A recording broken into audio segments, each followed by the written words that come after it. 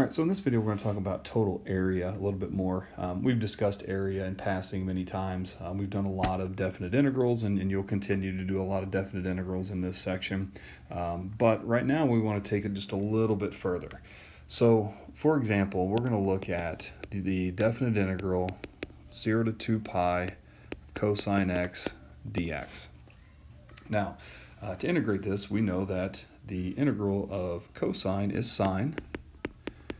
Be it a definite integral, I don't need my plus c because that would zero out, but I do need to evaluate from 0 to 2 pi, which would be sine of 2 pi minus sine of 0. When we do this, we get 0 minus 0 and a 0 for our final answer. But what in the world happened, right? We're talking about total area, and we're coming up with 0. Well, let's take a look at the graph of cosine on the interval 0 to 2 pi. So for the graph of cosine, we've got our pi over 2, pi, 3 pi over 2, and 2 pi. We know that cosine starts high at 1, comes down, down, up, and up. So when I draw this now and connect these dots, my graph of cosine is right here. And this question was find the area bounded by this curve on the interval 0 to 2 pi. And we ended up with 0, right? Kind of. What we actually found here was that the total area above the x-axis was actually equal to the total area below the x-axis. If you remember an earlier problem, if it was above the x-axis, it came out positive. If it was below, it came out negative. Well, if I add these two red regions up, it would be a positive whatever, and this would be a negative that same thing. That's why we came up with a 0. So instead, if we want to actually come up with the total area, we don't necessarily want to look at this as the same type of integral. Instead, we would probably want to view it as the absolute value of cosine of x dx. Now, when I put those absolute value bars on there, what it does to our graph is it now takes this bottom part and it needs to be positive, so it's going to flip it up like this. Okay? So as I take this now and I'll flip it up around, now when we compute the area, we're going to have, it looks like 3 separate regions, this one plus this one plus this one, to give us our total area. So this integral here, when I set this up, is going to be the definite integral from 0 to pi over 2, where we would now have just our cosine of x dx, right? That's just a real simple area below this curve right here above the x-axis. Then we need to add to it this guy right here.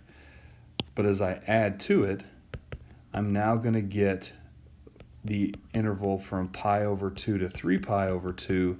But I'm going to, if I drop that cosine of x in there all by itself, wouldn't that just give me this green part, right? It would give us a negative. We want the top part, we want it to be positive. So if that's going to spit out a negative, if we put another negative there, now the double negatives are going to make that area positive. And then finally a plus 3 pi over 2 to 2 pi, and the cosine of x all by itself is perfectly fine.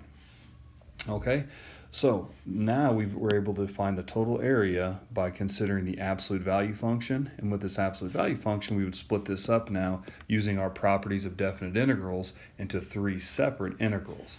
And when you compute each of these separately, this one gives us 1, this one gives us 2, and this one also gives us another 1 for a total area of 4. And it's interesting to look at these as well, because remember earlier I said the two top parts, which was this guy and this guy to start, when added together they should equal the same thing here, and they do. The outside, the one on the left and the one on the right are 1 and 1. When I add those together, it gives me the 2, which is the same at the bottom. Again, that negative took this negative 2 and made it positive, giving us a positive total area.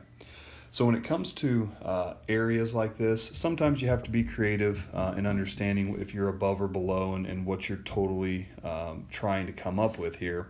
The other thing that you need to mention, or you need to remember a lot of times, is basic geometry. Basic geometry says that if we have, let's say, this square, and let's say that we have a circle in it. If I want the area of that shaded part, how would I do that? Well, I would take the area of the square minus the area of the circle, then it would give me the remaining red part, right? Well, this is no different. A lot of times you're going to have functions to where you're taking an area of a big minus area of the little, or you'll hear me say a lot moving forward, upper minus lower type thing. Just remember, this is all basic area. The properties for these definite integrals are going to be really helpful in understanding how to get a lot of them set up when necessary, but don't overthink them. It's just area. It's big minus little. It's got to be positive. You can manipulate it however you need to, but there's a lot of good problems in here that'll guide you into understanding this better before we get to the majority of the problems after the next exam.